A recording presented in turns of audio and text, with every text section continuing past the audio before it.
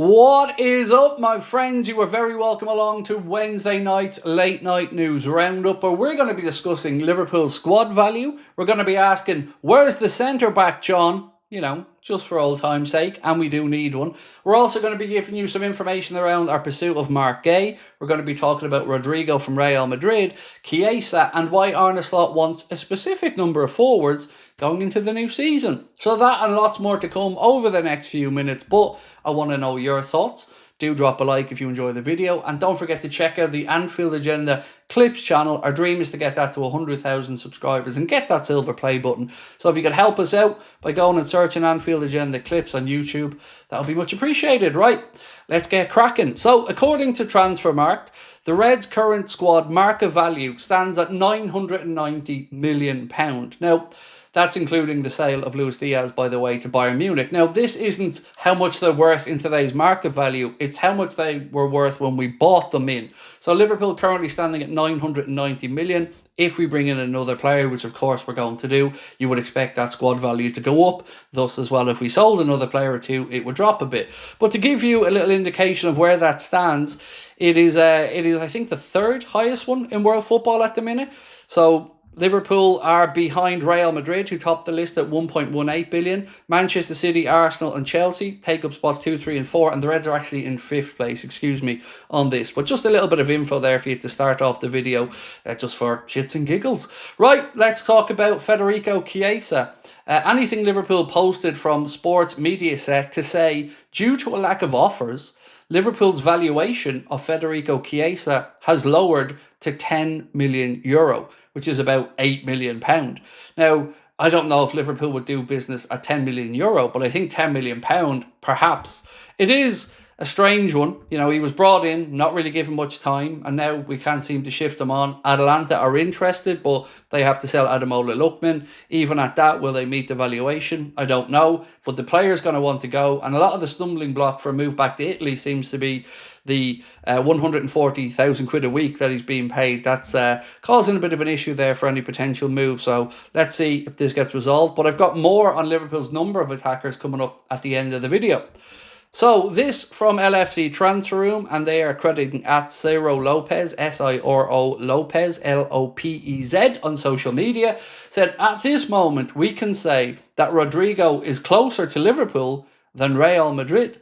There's already been an approach with the player and he would be delighted to join the project. Liverpool have contacted his agents as well as Real Madrid, as they are very interested. If an offer of £69 million, which is in and around, I think, 85-90 million euro, if that is tabled, it is possible that Madrid won't even have him for pre-season and that he could move that quickly. Now, I don't know what the situation is with Paris Saint-Germain, who had been rumoured to be interested in Rodrygo, nor do I know how serious Liverpool's interest is from the UK side of it. But we did ask on tonight's late night agenda, if Liverpool couldn't get Alexander Isak, would you be happy with Rodrygo? And after 3,500 votes, over 70% of people said yes, they would be happy with Rodrygo if Liverpool missed out on Alexander Isak. But let me know in the comments whether you'd be happy or not.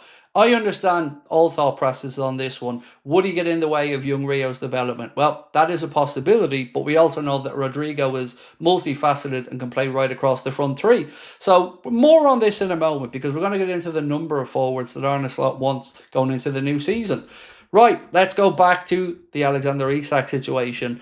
This report here said that reports in Spain suggest that Isak is training with a personal trainer at Real Sociedad's training ground as he prepares for a transfer to Liverpool. Now, Anfield Sector posted this earlier on, as well as a bit more information on it, basically saying that he's working away. The report said that he's making sure his thigh is okay, but ultimately we know he's keeping sharp as much as possible.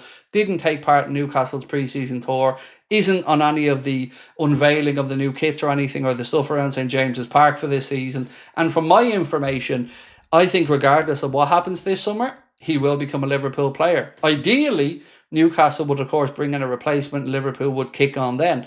And that's what's delayed Liverpool making the approach. It isn't that we're not interested. It isn't that we don't have the money. It's surely that Newcastle don't have an attacker at the minute.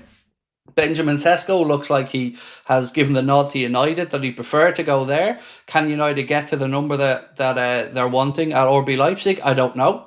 But David Ornstein said they want €75 million plus add-ons, plus a potential sell-on as well. So I don't know if United will be able to get those terms agreed, but Newcastle would then have other opportunities present themselves. Visa is still there for them.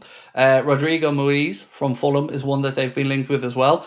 Ollie Watkins' name is still being spoken about. So it is the delay that is frustrating us all, I know. But Newcastle are within their rights to want to bring in a replacement before they sanction a sale. But at this point, I just don't think it'll be good for Newcastle to go into the season with Isak. Like, you might say, ha, Craig, of course, they're still going to need him, but he won't be ready for the start of the season.